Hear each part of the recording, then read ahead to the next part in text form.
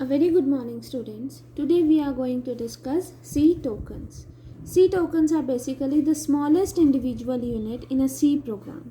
They are basically the smallest individual unit in C program and they consist of 6 types. These 6 types are keyword, identifiers, constants, special symbol, operators and strings.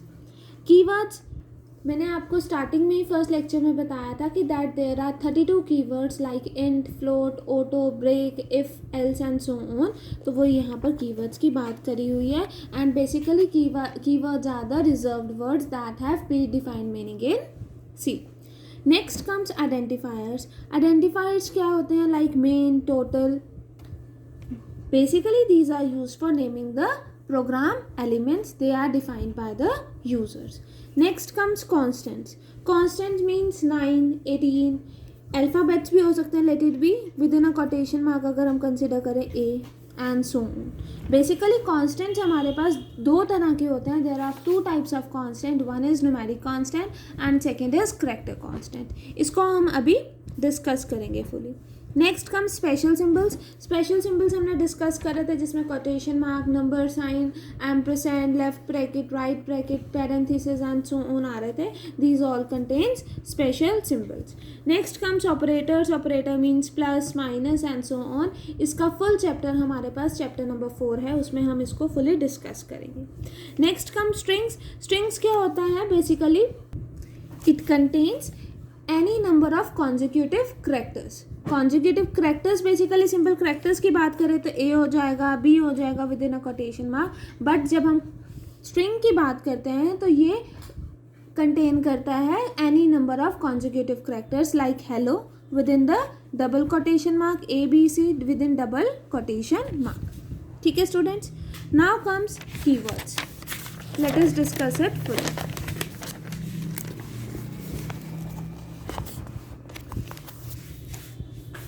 Keywords. These are the certain reserved words called keywords that have predefined meaning in C. These keywords can be used only for their intended person. These are used for purpose. These are used for their intended purpose. 32 keywords क्या क्या हैं हमारे पास? That are auto, break, case, cat, that is for character, constant, continue, default, do, double, else, enum, extern, float, for, go to, if, int, long, register, return, short, signed, size of, static, struct, switch, type def, union and so on. These all are the 32 keywords. 4 keywords कौन से और हैं? That are unsigned, void, volatile, while. ठीक है students. Now there are some compilers which may also include some or all of the following keywords. वो क्या हैं? अडा, असम, फार, फॉरट्रेन, near, pascal, entry. इनका यूज़ हमारे पास नहीं होता सी में अभी. जस्ट इन्हीं स्टैंडर्ड कीवर्ड्स का ही यूज़ होगा. ठीक है students. Now comes constants. Constants there are 4 basic types of constants in C. These are constants are of 2 types, that is numeric constant and character constant. Numeric constant further हमारे पास 2 types का होता है, that is integer constant and real constant. Integer constant हमारे पास further 3 types का होता है. क्या आता है? that is decimal, integer constant,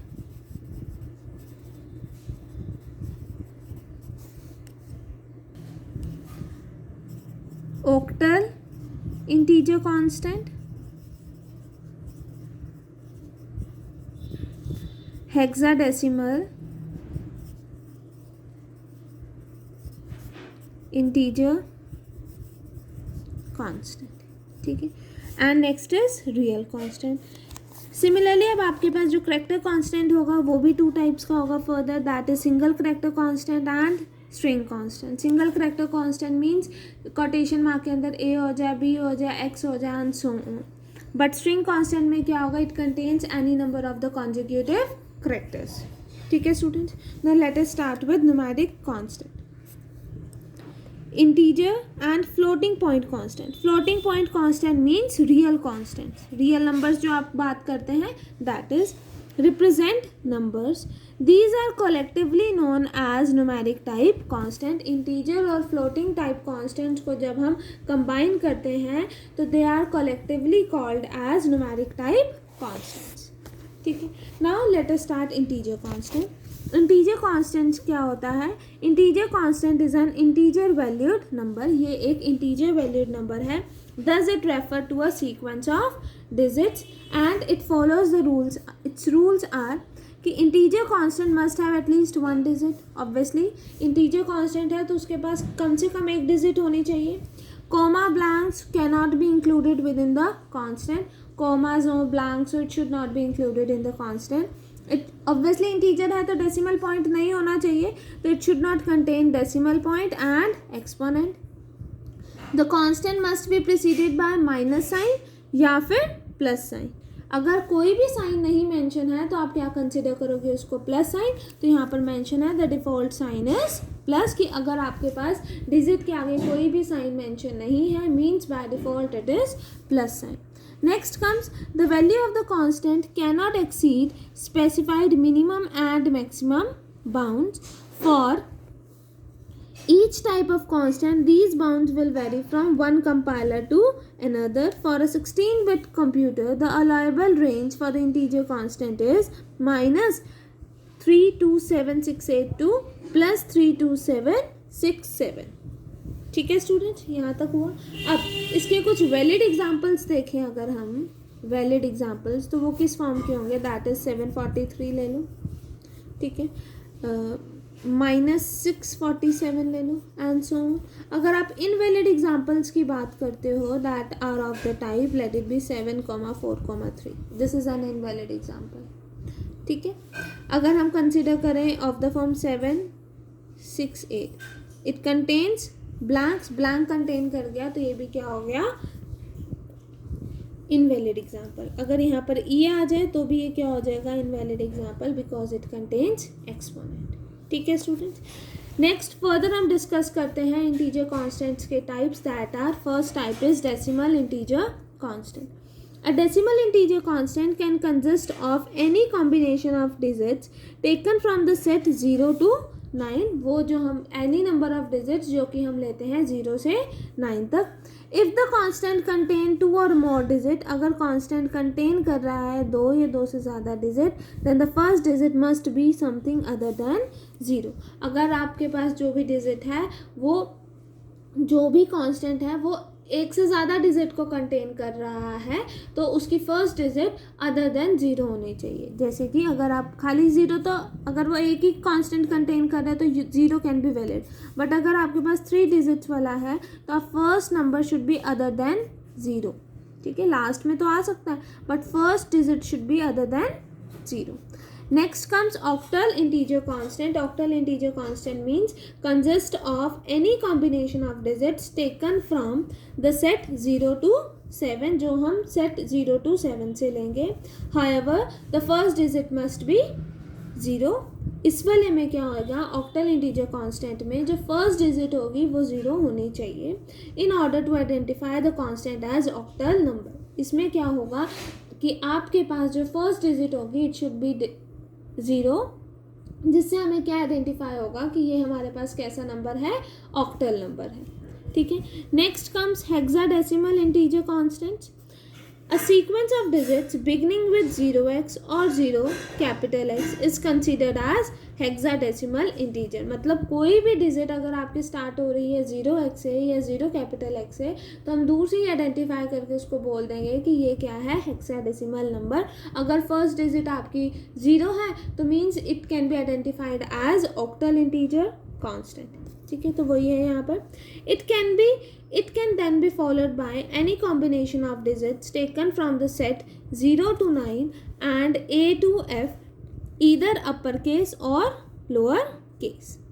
The letter A to F represents the decimal number 10 to 15. जो आप letters लेते हैं A से F तक वो क्या represent कर रहे हैं? Number from 10 to 15. Some valid hexadecimal constants are 0x, 0x2, 0x ABCD, 0x9f and so on.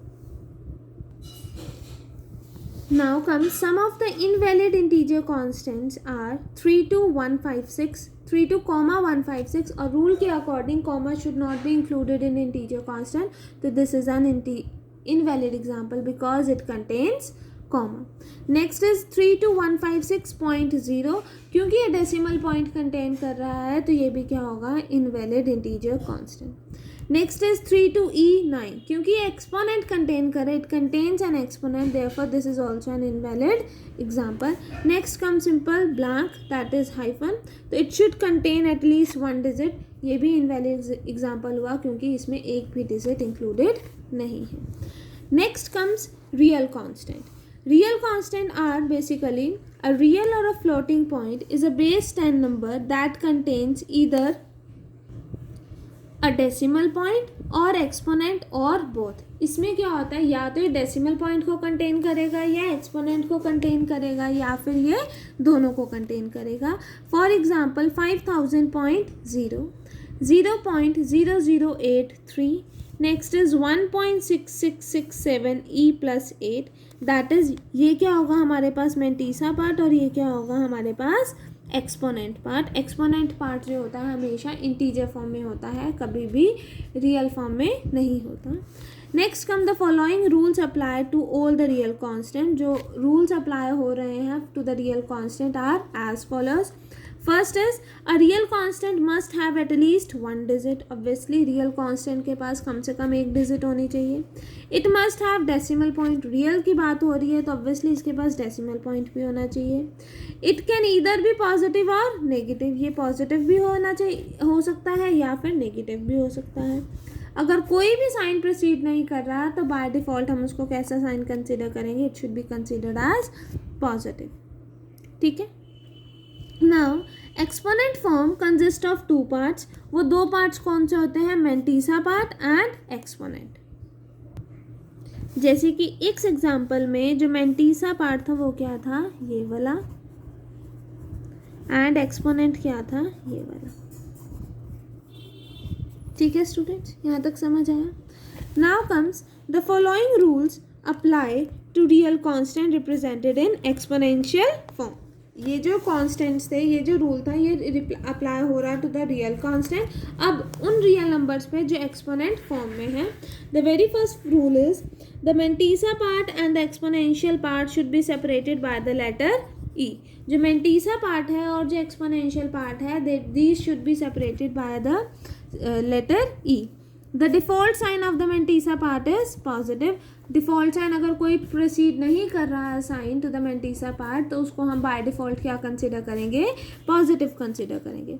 Next is the exponent must have at least 1 digit.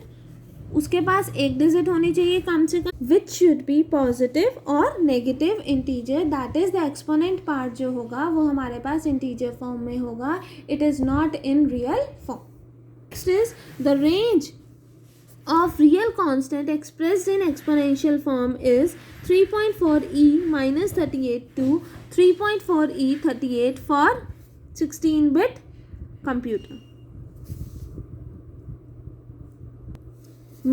It means that 3.4 into 10 raised to power minus 38 to 3.4 into 10 raised to power 38.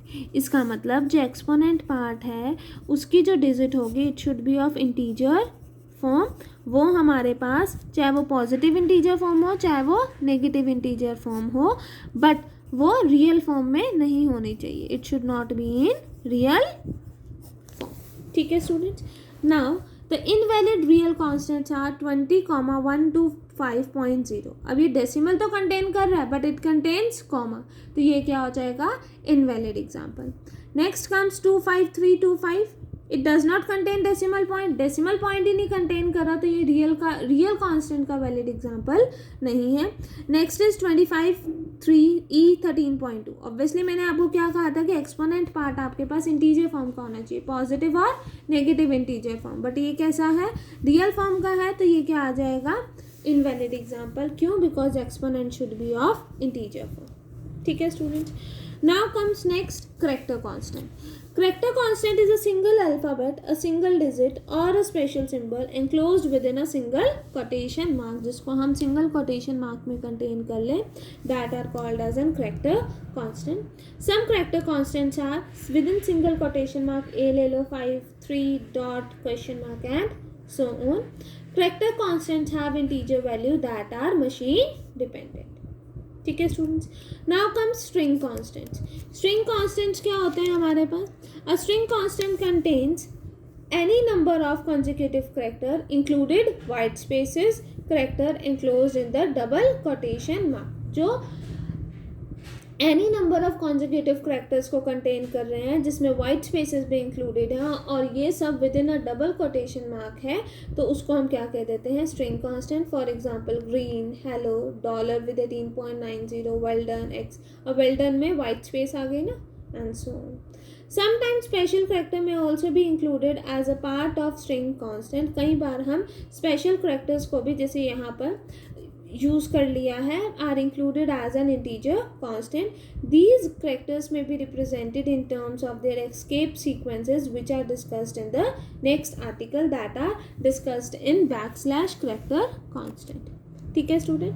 कई बार क्या होता है, at the end of every string जो C compiler है वो automatically add कर देता है null character which is this as a last character of the string. ये बेसिकली विजिबल नहीं होता जब हमारी स्ट्रिंग विजिबल होगी, डिस्प्ले होगी, बट इसको हम स्ट्रिंग की एंड में राइट कर देते हैं. तो वही यहाँ मेंशन है, this character is not visible when the string is displayed. However by searching for the null character end of every string can be identified easily. ठीक है students. Now comes escape sequences. What are escape sequences? और we can say that backslash character constant. Backslash character constant means backslash 0, हमें पता है this represents null character. Backslash T first lecture में मैंने बताया था, this represent horizontal tab. Similarly backslash V क्या represent करेगा? Vertical tab. इसी तरह से हमारे पास बहुत सारे बैकस्लैशेस करेक्टर्स हैं that we will discuss here. Now let us start this. C supports some special backslash character constant that are used in output functions. These are used to express certain non-printing characters as well as backslashes and the apostrophe. ठीक है. जो हमारे पास कुछ backslash escape sequences हैं that are backslash A is bell alert, backslash B means backspace, backslash F means form field, backslash N means new line. जब भी आपको कोई भी स्ट्रिंग को न्यू लाइन में चाहिए, आपको चाहिए कि आपकी स्ट्रिंग अलग अलग शो हो, जैसे enter the value of X अलग आए, enter the value of Y अलग आए, तो हम क्या यूज़ करते हैं? Backslash N. Next is backslash R means carriage return, backslash T horizontal tab, backslash V that is vertical tab, backslash double quotation mark means quotation mark, backslash apostrophe means apostrophe, backslash question mark means question mark, double backslash means backslash, backslash 0 means null character. These are the following some escape sequences. ठीक है students, only this much for today class. Thank you.